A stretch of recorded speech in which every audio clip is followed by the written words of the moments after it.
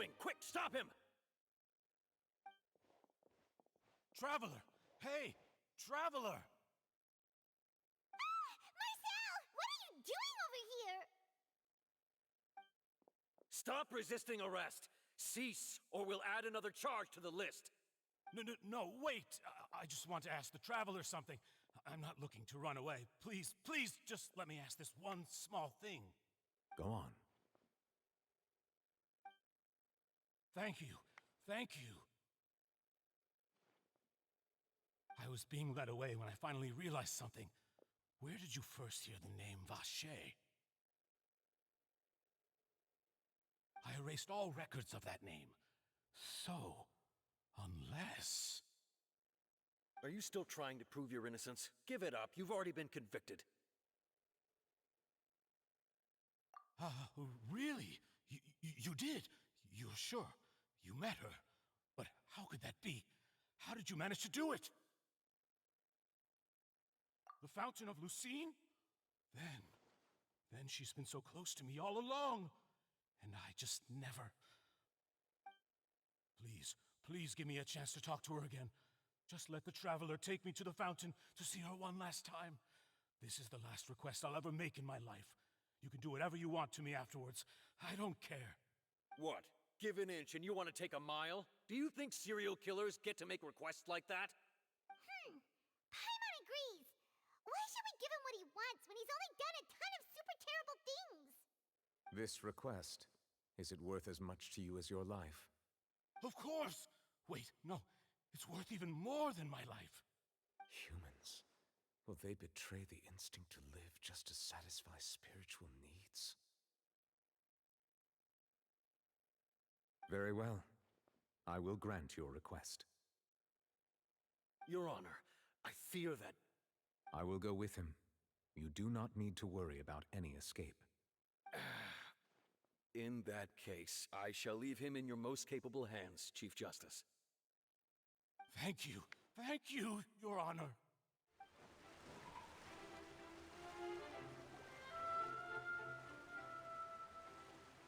Is this the place? You said she's here, but what do I need to do to see her?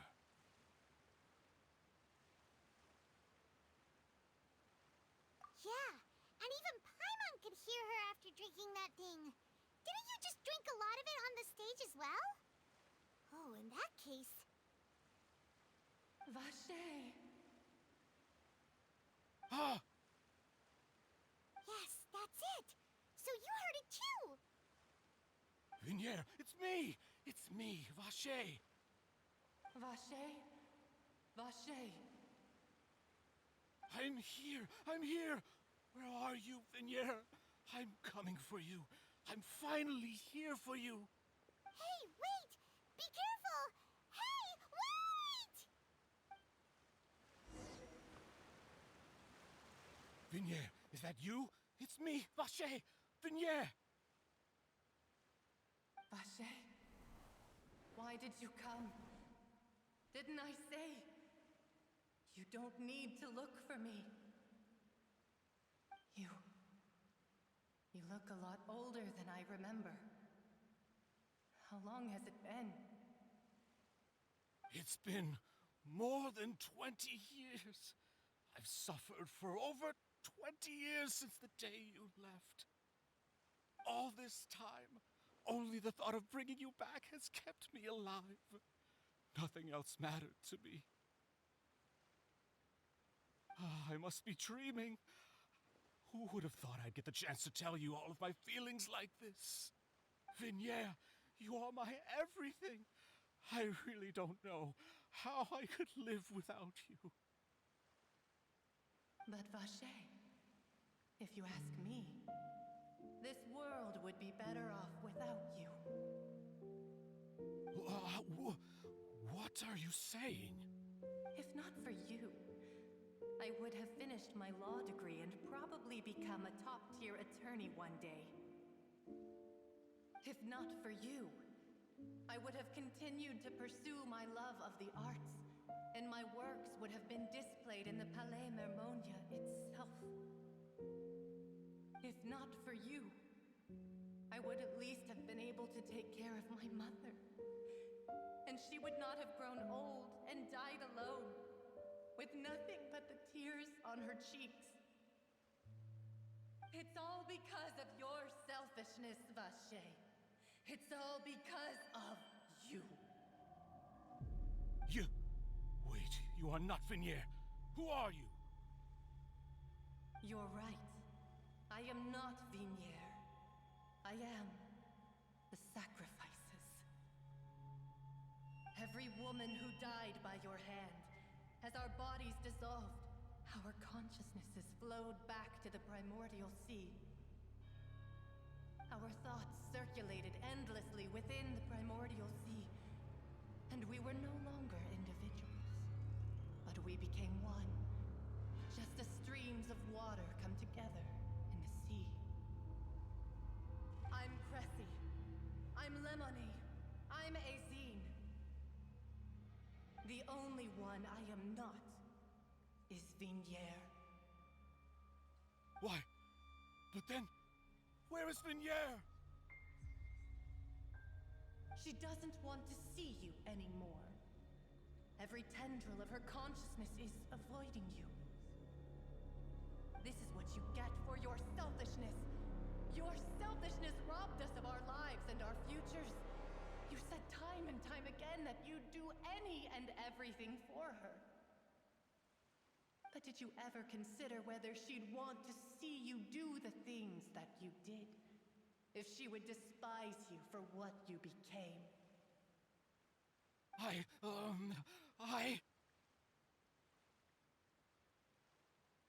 You are a liar, a heartless murderer, and a cowardly narcissist.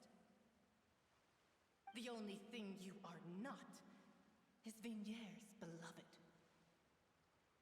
From the moment your first victim died and her consciousness merged with Vignier's, she has had nothing but pure hatred for you.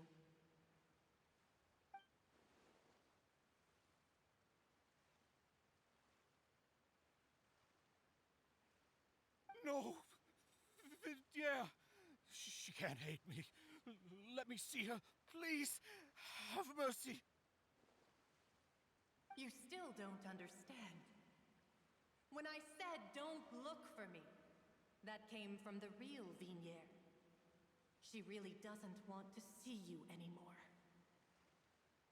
But on top of that, she also said that because it's her final drop of pity for you. She said that because she knew that if you did come here, we will show no mercy to you. Vache. Vache? Vache? Vache? Vache? Vache? Drown.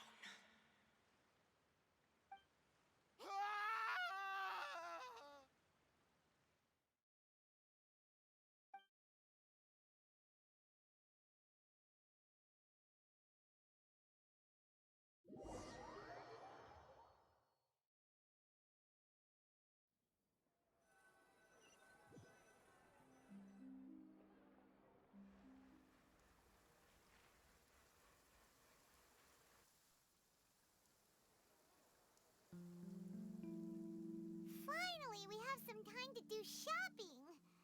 Gosh, it's really been a long time since we've been able to relax. Huh. Well met, partner. I knew something great was going to happen when I woke up in such a good mood today. Even this weather can't put a damper on the demoiselle's mood. It's a pleasure to see you both again. Oh, hey, Navia! It's been a few days. Paimon's already started to miss you. Oh, now that I believe. I'm easy to work with and always bring home the bacon. Who wouldn't treasure having a partner like me? Sounds like you're really enjoying life these days, Navia. What have you been busy with since the trial? It's just been one thing after the other. I've been making non-stop trips between Poisson and the courts in Sen. Everyone from Spina di Rosula organized a memorial for my father. We never held a memorial when he first died, since everyone knew that even if we held one back then, no one was going to come. This time, though, everyone in Poisson, and even many people from the court, all attended.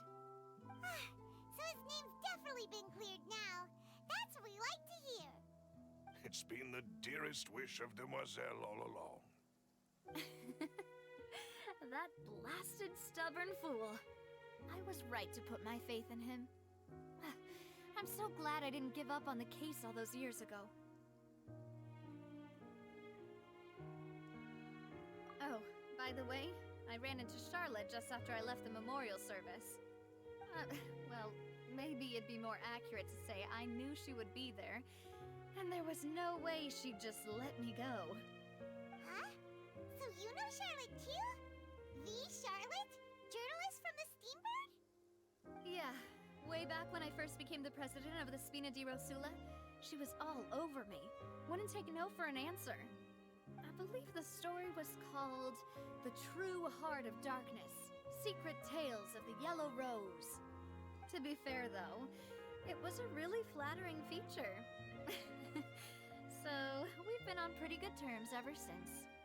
She was trying to lean on our friendship to get me to do an exclusive piece on the serial disappearances case. Oh yeah, she told us about that. She's always been super interested in that case, so now her wish has finally come true too. Anyway, I told her to make sure that when she writes about you guys entering the opera house with the critical evidence, that you both sound really cool. Now that's another thing to look forward to. We trust Charlotte's skills with a pen for sure. Oh, and in other news, I also took Clarand out for a meal. Oh, are you two on better terms now? While you were investigating Vache's headquarters, Clarand gave testimony on my father's behalf. It was thanks to her that we were able to turn the tide. I wanted to thank her. I mean, there's also no point in being awkward all the time, so we took the chance to reconcile with each other. Oh, that's great. Paimon also thought Clarend wasn't actually a bad person. It's always good to have more friends. Anyway, now that the case has finally been solved, perhaps it will slowly begin to fade from the public consciousness. Oh, actually, there's still one last thing I need to do. What is it? I should pay a visit to my father's grave and tell him the truth of what happened, as well as how it all ended. And on top of that, just how much people still look up to him to this day. That includes me, too. Miss Navia. Indeed. We want to go too. We also think Callus is a really admirable person. Sure thing. I'd like you two to share the moment with me.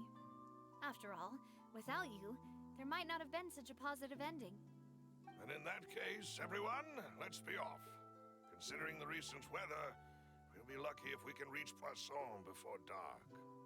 Yeah, you're right. It's been raining non-stop for a few days now.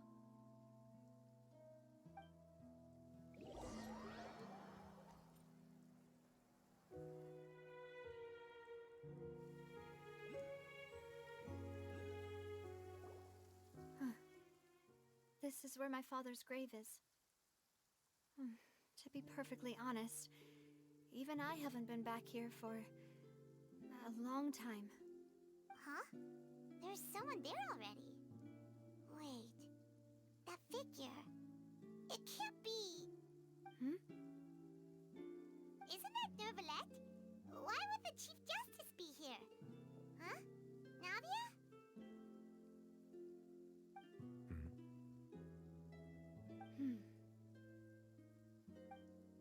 My apologies. I should have asked before coming to pay my respects. Don't say that. Sorry about that. Oh, I was trying to say there's no need for you to apologize.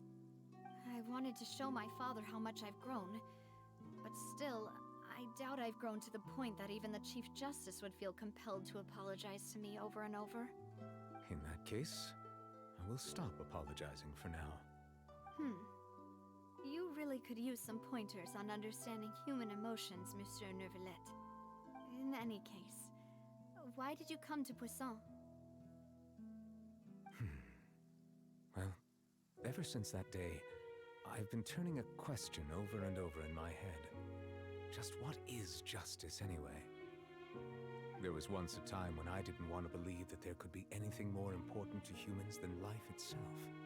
Oh, rather than that, it's probably more truthful to say I didn't believe humans were capable of resisting the most basic instinct of living things. That they could rebel against their own nature, or consider certain things to be more important than their own lives. Which is also why I didn't stop your father from beginning that fateful duel. I believed that a truly innocent man would never throw away his life like that. That there was nothing, should have been nothing more important than one's own continued survival. But Mr. Callus proved me utterly and decisively wrong. If not for his sacrifice, the serial disappearances case would have remained unsolved to this day. Mr. Callus made the choice he did for his daughter, for his associates, and for many people completely unrelated to him. And in the end, from a certain perspective, one could say that he did it all for the sake of justice. A justice that's higher than life itself. So, you asked me why I came here. I just wanted to say my apologies to Mr. Callus in person. I should have noticed all of this much sooner. This regret has filled me with a sadness that has haunted me for days. That high and mighty chair in the opera Epiclese indeed insulates one from many important things. Spina di Rosula, thank you so much for your hard work and perseverance. I'm sorry for being mad at you before. So, you're actually one of those types that's cold on the outside, but pretty thoughtful on the inside, huh? That reminds me of Silver, one of my guys. Sorry about that. Self-expression is not one of my strong suits. Didn't I just say you don't need to apologize? Ah, so Navia and Neuvillette seem to have made their peace as well. Let's not disturb them for now. We can wait till after they're done.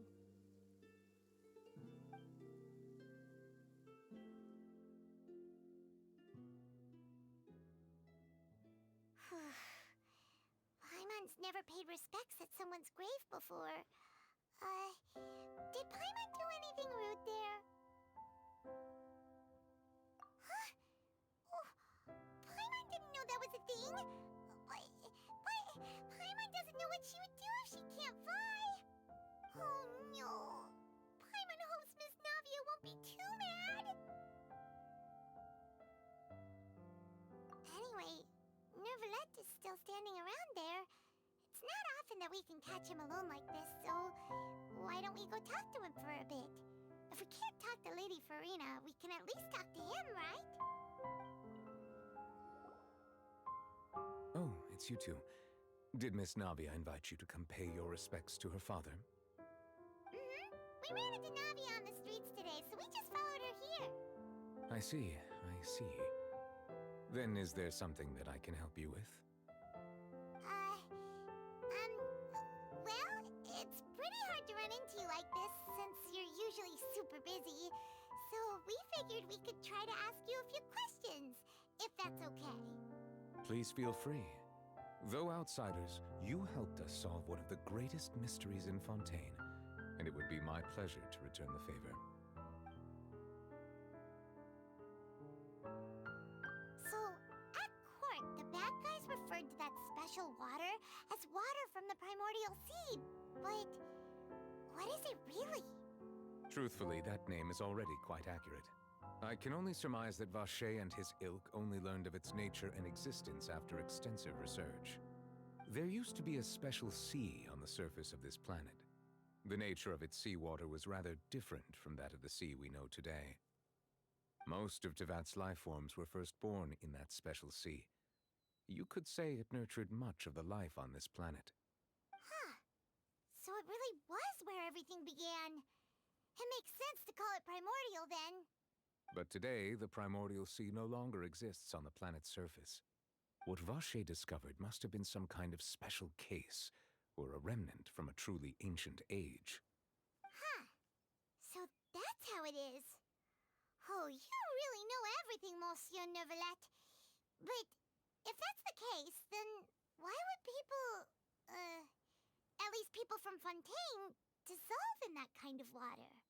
Indeed. Why would the primordial sea, which was known to engender and nurture life, suddenly reverse itself and devour life instead?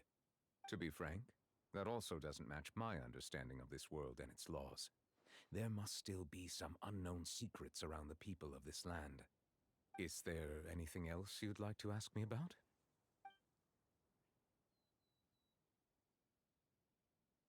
That the sea levels will rise and everyone will be dissolved in water, leaving Farina crying alone on her throne, but the sins of the people will be finally washed away for good. Does that appropriately summarize the version you've heard? That's right! It was Linny that told us back then. And that about covers all the main points. Yes, up to the present, I think we reached a point where we have no choice but to confront this prophecy directly. Rumors have it that this prophecy is rooted in the last words the former Hydro Archon left to the world before she passed away. A prophecy? Of the former Hydro Archon? Wow. This is the first time that we've ever heard of it. Two parts of the prophecy have already proven correct. The rising sea levels and the ability of the people of Fontaine to be dissolved. We should be more vigilant and stay on the watch for further signs. Speaking of the prophecy, Farina has also always taken it quite seriously. Indeed, she has been collecting information and intelligence from across Tevat for this purpose. If the rumors were true, then perhaps this prophecy is the conundrum left to Farina by her predecessor. But with Farina being the way she is, can we really trust her to solve it? Is there anything else you'd like to ask me about? My apologies. My investigation has still not reached its conclusion. However, I still believe the judgment of the Oratrice was not rendered arbitrarily. But you also said you thought he was innocent. For many years, I have been quite aware that the Oratrice does not simply mechanically repeat the verdict that I give on each case. As a divinely created mechanism, the people's unified faith in the concept of justice is integrated into it. Not only can it produce the incredible power of indemnitium, but it likely also possesses other traits, such as self-awareness. Which is all to say, I have been prepared for a situation like this for a long time. So when Linny told us that he heard a human voice from the room where the Oratrice's core is stored... I was not aware such a thing had occurred. Perhaps that could serve to prove my conjecture. I will add that to the list of items to investigate. In any case, I am inclined to believe that the Oratrice does have a methodology all its own. We just do not have enough information. Based on Farina's reaction, I doubt even she had any idea what was going on. She managed to bluff her way through it, though, with her time-tested twin tricks of bravado and drama. While we do intend to get to the bottom of this, for now, we regret to say that the Fatui Harbinger will just have to bide his time in the fortress of Meripede. If we did incorrectly convict him of crimes he did not commit, we will most certainly compensate him to the fullest extent allowed by the law. If you ask Paimon, the only compensation he'll want is a no-holds-barred fight with you. Is there anything else you'd like to ask me about? Your sibling, another blonde-haired traveler. I'm sorry, but I've never seen anyone who matches that description. If she ever stepped foot in Fontaine, I'm sure she followed our laws to the letter, and had no reason to appear on the stage of the opera Epiclese. Is there anything else you'd like to ask me about?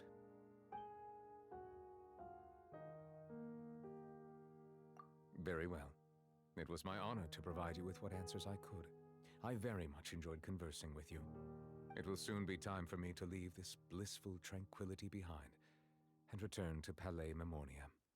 You really are super busy, Monsieur Neuvillette.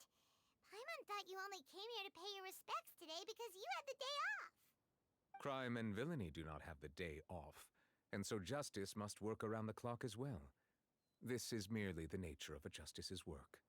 Alright. You've got a point. Huh? Paimon just noticed that the rain has stopped.